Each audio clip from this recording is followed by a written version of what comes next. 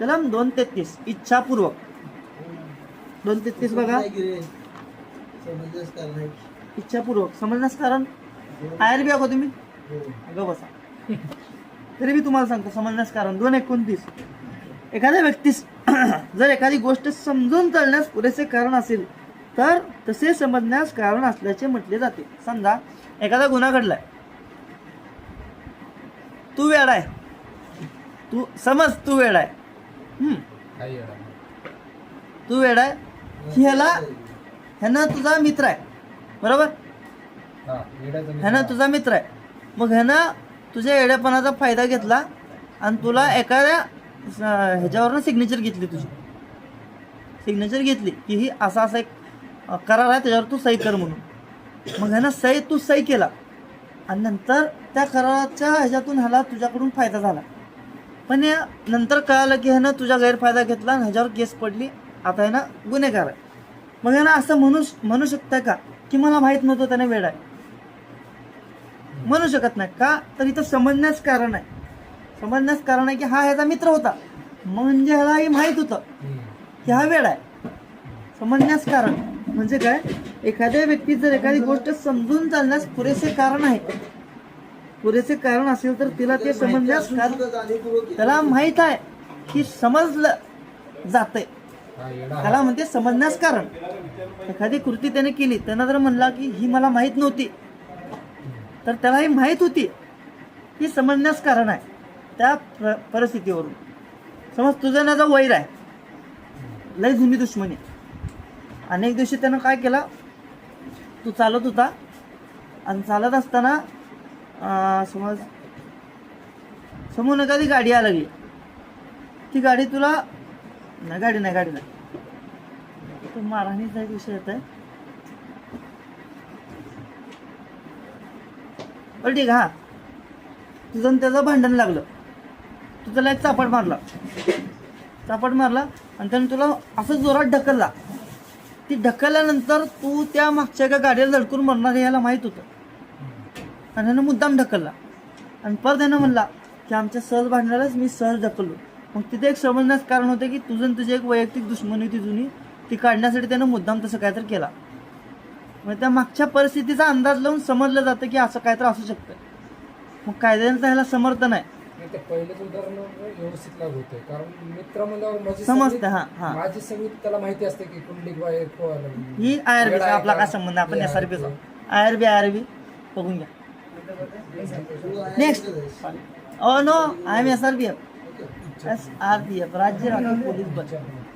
Okay, next कलम 233 इच्छापूर्वक. मला 32 minute झालेत, संपू. इच्छापूर्वकचा अर्थ कॉमन आहे. इच्छापूर्वक म्हणजे संपतंय 2 मिनिटं. ही मोठा आहे, पुढचे लय लहान आहे. हीच मोठा आहे, पुढचे लय सोपे.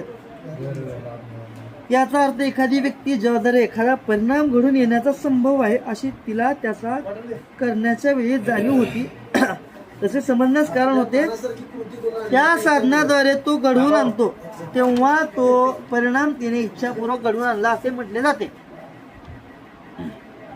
तुझं एक डोक्याचं ऑपरेशन झालं, मेंदूला मार लागला होता, मला माहित आहे. एक दिवस मला तुझ्यावर राग आहे, ती राग काढण्यासाठी मी एक काठी घेतली आणि मारायच्या आपल्या ह्याच्यात मी काठी घेऊन तुझ्या डोक्यावर मारलो. मला माहित होतं ही मारलं तर तू मरणार, मला माहित होतं मारलं तर तू मरणार. कॉमनली जर एखाद्याला मारलं तर तो मरणार आहे, नाही मरणार. मग मी कायद्याचा एक वापर करतो की मला माहित नव्हतं की ह्याला डोक्याला असं झालंय. मग ह्याने केलेली कृती इच्छापूर्वक आहे. आता इथे व्याख्या बघ, परत येतात व्याख्या वाचतो, ह्याच्यावरून आपण परत उदाहरण बघू. व्हॉलंटरी इच्छापूर्वक याचा अर्थ एखादी व्यक्ती ज्याद्वारे एखादा परिणाम घडून येण्याचा संभव आहे, त्याला माहित आहे की ह्या गोष्टीमुळे हे परिणाम घडून येऊ शकतो. इच्छापूर्वक मारलाय त्यानं. त्याने काय केलाय? इच्छापूर्वक म्हणजे त्याचा उद्देश होता तू मराव. कॉमनली एखाद्या माणसाला तसं मारला असं तर तुम्ही मेला नसता. मी काय कायद्याचा फायदा घेणार की मला माहित नव्हतं ह्याच्या डोक्याला मार आहे. फक्त का लॉ मध्ये सिद्ध करावं लागतं की ह्यालाही माहित होतं. कारण ह्याच्या व्हिडिओ चालू कोण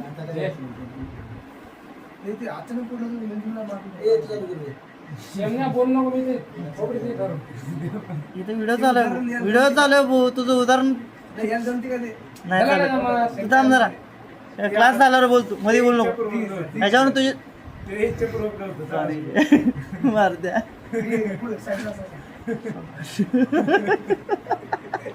लय भारी बोलणार तुम्ही. नेक्स्ट आता इथं काय व्याख्या बघ. याचा अर्थ एखादी व्यक्ती ज्याद्वारे एखादा परिणाम घडून येण्याचा संभव आहे अशी तिला त्याचा वापर करण्याच्या वेळी जाणीव होते. त्याला माहित होतं की असं काय तर होईल.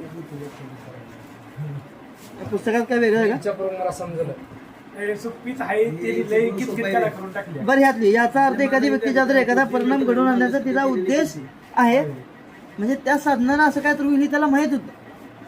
ज्यामुळे तो परिणाम घडून येण्याचा संभव आहे अशी तिला त्याचा वापर करण्याच्या वेळी जाणीव होती. उदाहरण द्यायला मला हे पूर्ण समजेल. जाणीव होती किंवा तसे समजण्यास कारण होते. त्या साधनाद्वारे तो घडवून आणतो तेव्हा तो परिणाम त्याने इच्छापूर्वक केला. त्याने असं म्हणू शकत नाही हे असं होईल, मला माहित नव्हतं, मला काय माहिती आहे, डोक्याला मार लागलेला आणि त्याचं ऑपरेशन झालं, मी सहज मारलो, त्याने मेला.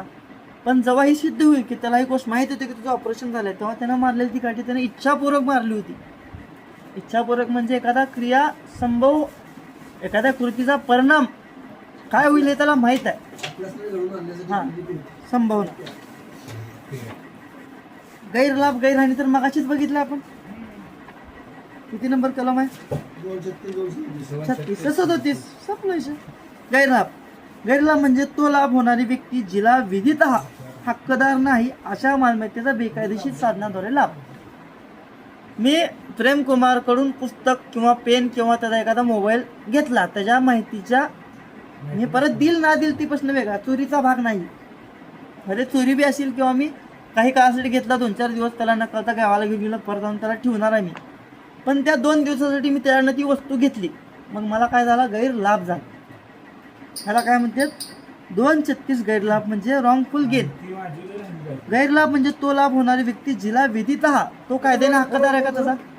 त्याचा मोबाईल वापरण्याचा हक्कदार मी नाही, तर विधितः हक्कदार नाही अशा मालमत्तेचा त्याने बेकायदेशीर साधनाद्वारे वापर केला, तो झाला गैरलाभ. गैरहानी रॉंगफुल लॉस. गैरहानी म्हणजे हानी होणारी व्यक्ती, त्याची काय झाली? हानी झाली, मोबाईलची, पुस्तकाची, पेनची. जिला विधितः हक्कदार असेल अशा मालमत्तेची बेकायदेशीर साधनाद्वारे हानी. लाभ म्हणजे मला मिळाला, हानी म्हणजे त्याची झाली. डबल कलम का पडले? कुठे दिला डबल? आता 38 नंबर कलमात एक शब्द आहे ती लक्ष देत ना आपण.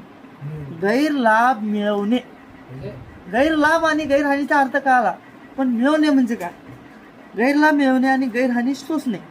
जेव्हा एखादी व्यक्ती गैरपणे ठेवून घेते, त्याचप्रमाणे जेव्हा अशी व्यक्ती गैरपणे संपादन करते तेव्हा अशी व्यक्ती गैरपणे लाभ मिळवते असे म्हणले जाते. मी मिळवलं, गैरलाभ, दोन्ही व्याख्या एकत्र येतात. गैरलाभ फक्त आता काही वेळेस असं होतंय, तुझी वस्तू मी घेतली आणि पाण्यात फेकून दिली, गैरलाभ झाला का मला? मला काय झाली? मला काय झालं नाही, तुला गैरहानी झाली.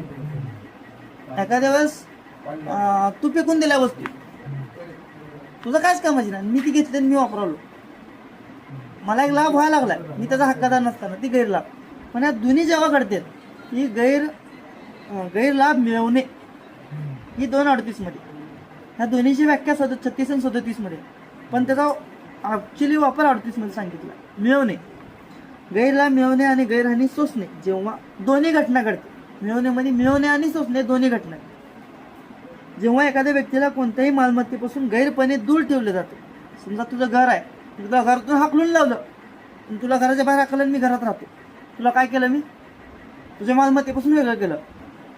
तुझे गैरहानी, माझा गैरलाभ दूर करतो होतो. त्याचप्रमाणे जेव्हा त्या व्यक्तीस मालमत्तेपासून गैरपणे वंचित केले जाते तेव्हा अशी व्यक्ती गैरहानी सोसते आणि ज्यांनी मिळवते ती गैरलाभ सोसते. इथे आपले व्याख्याची कलम संपल्यात. 3, 5 एक कलम शेवटचं बघू. सगळ्यात महत्वाचं कलम 3 ब्रॅकेटमध्ये 5. 2 किंवा अधिक व्यक्तींनी त्यांच्या समान उद्देशाच्या पुरस्सरणार्थ केलेली कृती. आहे तिथं एक उदाहरण बघू आपण, नंतर व्याख्या बघू. मॅडमने चोरीचं उदाहरण दिलं, ती आपण डिटेलमध्ये बघू. ही पण येते का ती हे सांगितलं ती कुणाची कुठला सिंग होता बियाज सिंग. बियाज सिंगचं कसं आहे, समान उद्देश, हा तेच समान उद्देशाचं उदाहरण आहे ते. आपण एक उदाहरण घेऊ बँकेच्या चोरीचं. 5 जण आहोत, अमित, मारुती, प्रेम, मेजर आणि एक 5वा माणूस आहे चेतन. 3 जण बँकेच्या आत जाणार, बँकेच्या आत लुटून आणणार. एक जण बँकेच्या बाहेर थांबणार, कोण येतं का बघण्यासाठी आत हाक मारला. आणि 5वा माणूस बँकेपासून 100 मीटरच्या अंतरावर गाडी घेऊन थांबणार, ते आपण चोरी करून आपल्याला घेऊन जाण्यासाठी. चोरी केली तिघांनी, लक्ष ठेवलं 4थ्यानं, आणि 5व्यानं आपल्याला घेऊन जायचं काम केलं. तिसऱ्यानं तिघांनी चोरी केली. आता चोरीचा शिक्षा आहे 10 वर्ष. समजा 10 वर्ष शिक्षा चोरीची. तुमच्या तिघांना 10 वर्ष शिक्षा होणार. 4थ्याला आणि 5व्याला काय होणार, त्यांनी चोरी कुठे केली, काय शिक्षा होणार.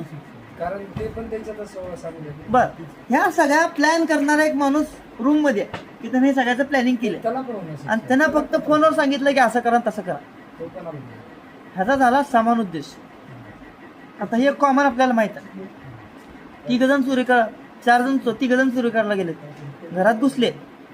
घरात घुसल्यानंतर चोरी करून झाल्यानंतर बाहेर पडताना घरातला माणूस जागा झाला. 3 जण बाहेर पडले, 1 जण आतच होता. मग त्यानं बाहेर पडताना ह्यानं उठला म्हणून ह्याला मारला, ह्याचा खून केला. 3 बी बाहेर पडले, चोरी बी झाली, खून बी झाली. आता इथं 3 जबाबदार आहेत खुनाला का तो एकटा जबाबदार आहे खुनाला. जर त्या दोघांची आधीची प्लॅनिंग असेल, तिघाची आधीची प्लॅनिंग असेल की ह्याला मारायचं आणि चोरीसोबत खून करण्याचा त्यांचा उद्देश असता, जर असं सिद्ध झालं तर तिघाची शिक्षा, तिघाला शिक्षा. तिघांचा समान उद्देश होता चोरीचा. चोरीच्या प्रसंगी फक्त त्या एकट्या व्यक्तीनं खून केला, त्या दुसऱ्या व्यक्तींच्या इच्छेच्या, म्हणजे ते दोघं तिथं असते आणि त्यांची जरी त्याला संमती असती खुनाची तर तिघं आले असते. पण ती दोघं निघून गेले, ह्या एकट्यानं खून केला म्हणून ते तिघं खुनाला दोषी होत नाहीत. हा एकटा खून आणि चोरीला दोषी होते आणि ते दोघं चोरीला दोषी होते, खुनाला होत नाही. इथं समान उद्देश येत नाही. पण बँक दरोड्यामध्ये सगळ्यांचं संगनमत होतं, त्यामुळे त्यांनी काय झाले, समान उद्देश. तिथं झाला समान उद्देश. आता व्याख्या.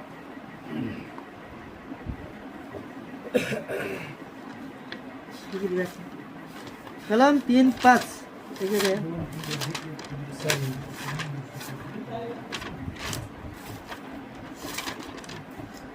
जेव्हा 2 किंवा अधिक व्यक्तींनी समान उद्देशाने, काय झालं, उद्देश काय होता, सगळ्याचा बँकेचा दरोडा, भले तिने आतमध्ये प्रत्यक्ष नसले का कृत्य केलेले असते, तेव्हा प्रत्येक व्यक्ती जणू काही तिने स्वतःने ती चोरी केली, एकटीने केलेली असावी. म्हणजे तू चोरी केला, तू चोरी केला, तू चोरी केला, तिघांनी चोरी केली, 10 वर्ष शिक्षा वाटून देणार नाही. तू एकट्याने केला तुला 10 वर्ष, तू एकट्याने केला तुला 10 वर्ष, जणू काय ती तिने एकट्याने केली असं समजून शिक्षा दिली जाते प्रत्येकी. तू तू तू दरोड्याची शिक्षा अशी